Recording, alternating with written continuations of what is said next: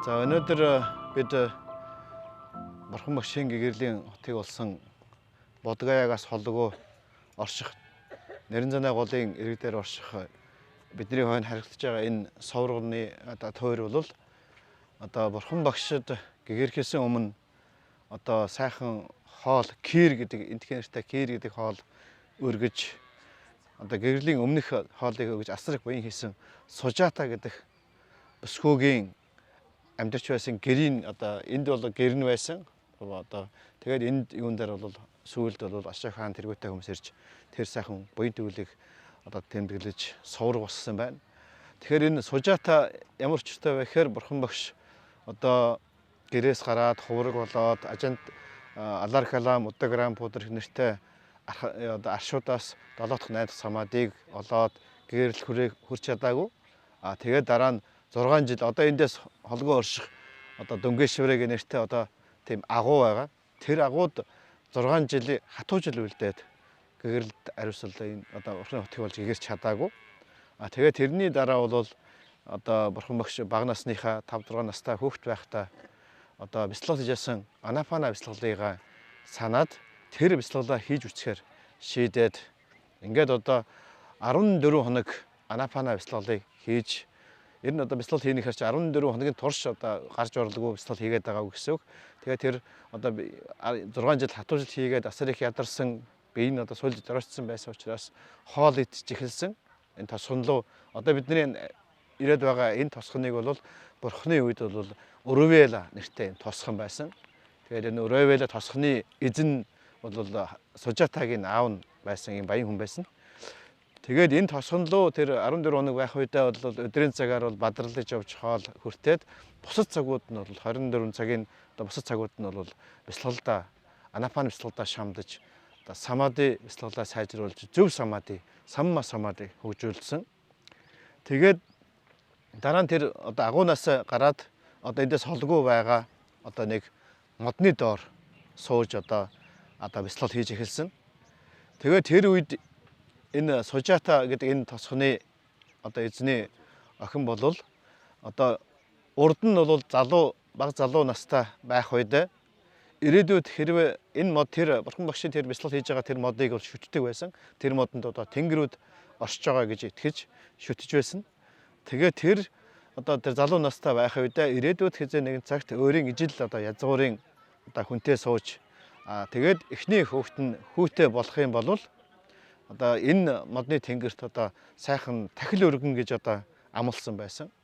Тэр амлалтын дагуу насанд хүрээд Варанаси хотын баяны хүүтэй хоримлож тэгээд эхний хүүт нь бол Яш гэдэг нэртэй хүү төрүүлсэн байсан. Тэгээд тэр Яшнаас хүүтэн тэр мөрөөдөл нь биелсэн учраас яг Бурхан Багш тэр энэс холгүй байгаа тэр модны доор суугаад бяцлал хийж явах үед нь өглөө эрт Яш гэн сужата бол 200 өхрийн сүүг сааж 100 өхөр дуулгаад 100 өхрийн сүүгийн саагаад 50 өхөр дуулах маягаар ингээ явсараад хамгийн сүүлийн өхрийн саасан сүүгээр бол маш сайхан кир гэдэг маш амттай сайхан тэгээд дээрээс нь тэр их олон өхрөөр дамжсан тэр сайхан сүүнийг асар их үжил шинтэй маш сайхан хоол хийгээд тэгээд тэнгэртээ очиж өргөхөөс өмнө өөрийнхөө зарц эмэгтэйг явуулж тэр модны иргэн тойрныг цэвэрлэх ажлаар явуулсан байдаг.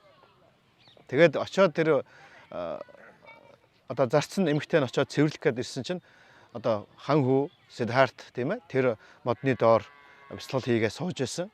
Тэгээд тэр Сужатагийн тэр зарц нь юу гэж утсан гэхээр өнөөдөр тэнгэр маань өөрийнхөө биеэр ингээд залраад Сужатагийн өгөх гэж байгаа сайхан хоолыг хүртэхээр ингээд биеэрээ заларсан байна гэж. Өөрөөр энэ нь юу хэлж яана гэхээр Бурхан Багш Сидхарт хан хүүгэн Бурхан гэгэрхийн өмнө ч гэсэн ямар гайхамшигтай өсгөлөнтэй сайхан хүн байсан гэдэг бол харагдана. Өөрөөр хэлбэл тэр хүнийг тэр харсан эмэгтэй бол тэнгэр байна гэж харсан. Тэнгэр шиг тийм өсгөлөнтэй сайхан хүн байсан. Тэгээд тэр буцаж нөгөө Сужатад очиж хэлсэн. Таны модны чин тэнгэр таны шүтэж байгаа модны чин тэнгэр нь өөрөө гарч ирээ суучсан. Таны өгөх гэж байгаа хоол хүнсийг хүртэхээр ингээд бэлэн болсон байна гэсэн. Тэгээд Сужата яарн нөгөө сайхан хоолоо алтан тавганд хийгээд авчирж өргөсөн. Сужаатаа ч гэсэн бас модныхоо тэнгэр байна. Шүтж байгаа тэнгэр байна гэж бодож өргөсөн. Тэгээ тэр хоолыг нь одоо өргөхээр өөрт нь Бурхан багш өөрт нь Бадар яг тухайн үед байгаагүй байсан учраас тэгэхээр Сужаатаа энэ алтан тавгаач гэсэн би танд өргөж байна гэд хамтд нь өргөсөн. Тэгээ Бурхан багш тэр алтан тавнаас тэр сайхан одоо кир гэдэг сайхан хоолыг хүртээд тэгээд тэндээсээ тэр одоо алтан тавгаа аваад эндээс солгоо ойрхон байгаа нэрэн заны гол дээр очиод нэрэн заны гол руу тавгаа ингээд хийгээд хэрвээ одоо миний хүсэж байгаа Бурханы утгыг олон гэгэрхэж байгаа энэ хүсэл маань биелэх болвол биелж одоо гэрэл шатанд хүрч чадхаар болвол энэ тавыг урсгал сөрн урсах болтугай гэж. Хэрвээ чадахгүй бол урсгал одоо дагаж урсах болно гэж ингэж бодож дотроо бодоод усанд хийсэн. Тэгэхэд тэр одоо сайхан алтан тавг бол урсгал сөрж урссан.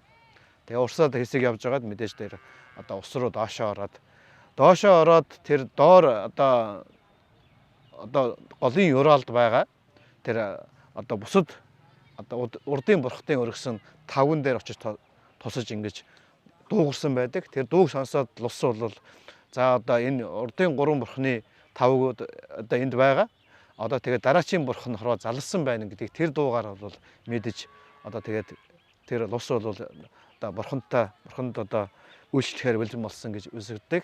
За ингээд бурхан багш бол энэ Сужаатагийн өргөсөн тэр сайхан хоолыг одоо хүртээд одоо тэр өдрөө бол эндээс голыг гатлан заларч яваад тэр энэ голын цаанталт байгаа тэр одоо Бодгаяагийн бод модны доор очиж залран суугаад ойр хэлбэл Сужаатагийн өргөсөн энэ сайхан хоол асар сайхан хоол байсан учраас тэр сайхан эрч хүчийг олоод тэгээд одоо шиний 15-нд ойр хэлбэл одоо тэр 6 жил хатуу жил хийгээд тэгээд одоо сүүлийн одоо 14 хоног тосгонд одоо бадарчлан явж зөв самаадыгаа хөгжүүлээд шинийн 15-нд бол харин одоо випашна бяцлалаа хийх. Өөрөөр хэлбэл анапаны бяцлал хийгээд ирэхлээр анапана бяцлал маань өөрөө биений мэдрэмжийг одоо мэдэгдэж сэтгэлийн гүн рүү нэвтэж бие бүх үеэр одоо ингээ мэдрэмж мэдэрдэж випашна бяцлал бол бүхэн дээрээс нь доош ингээ биеийнхээ мэдрэмжийг дагаж бяцлал хийдэг юм бяцлал учраас тэр мэдрэмжин одоо маш тод гарч эхэлсэн учраас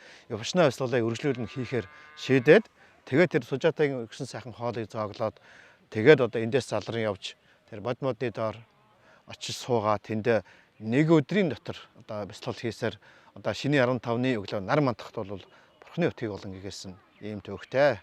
За Сужаатагийн амьдралын түүхийг одоо дэлгэрүүлж ярихад Сужаата бол би түрүү хэлсэн залуу одоо настай байх үедээ ирээдүйд одоо өөрийн ижил одоо удам судлартаа айлд одоо бэр болж очоод эхний хүүхэд нь эрэгтэй хүүхэд төрөх юм бол одоо энэ сайхан модныхоо тэнгэрт одоо тахил өргөнө гэж одоо амласан байдаг. Тэр ёсноор насанд хүрээд одоо Варанас хотын баяны хүүтэй хоримлож одоо Варанас хотод очиж амьдраад тэгээд одоо хүүн Яш гэдэг хүү төрсөн байгаа.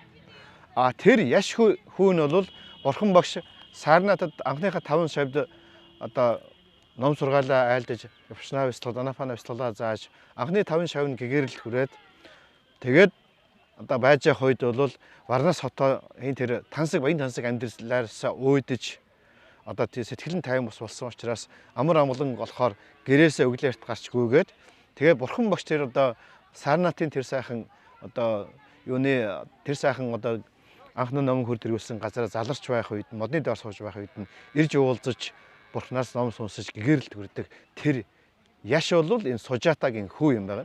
Тэгэхээр Сужаата ч гэсэн нөхөртэйгээ хамт очиж хүүгээ хайж яваад Бурхан багштай уулзаж Бурхан багшаа ном сургаал сонсоод гэгэрлийн анхны шат хүрэх Ширатапаны шатанд хүрсэн юм аа.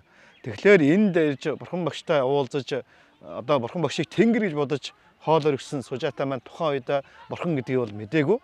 Дараа нь бол Бурхан багш одоо эндээс 7-49 хоног Бурханы утгыг болон гэгээрээд 49 хоногийг энд өнгөрөөгөө тэндээс мөн Бодгаяагаас залран очиж 11 хоногийн дараа одоо 7-аас 8 сарын хоорондох тэр шиний 15-нд номын хүрдээ эргэлэх үед нь бол одоо Варанас хотод өөрийнх нь буянтай хүү Яшийн улмаас Бурхантай учирч, номтой учирч, гэгэрлийн анхны шатанд төрж тэр сайхан энэ өргөсөн сайхан буяныхаа үрийг хүртэж одоо зовлонгоос гэтэлсэн төвхтэй юм аа.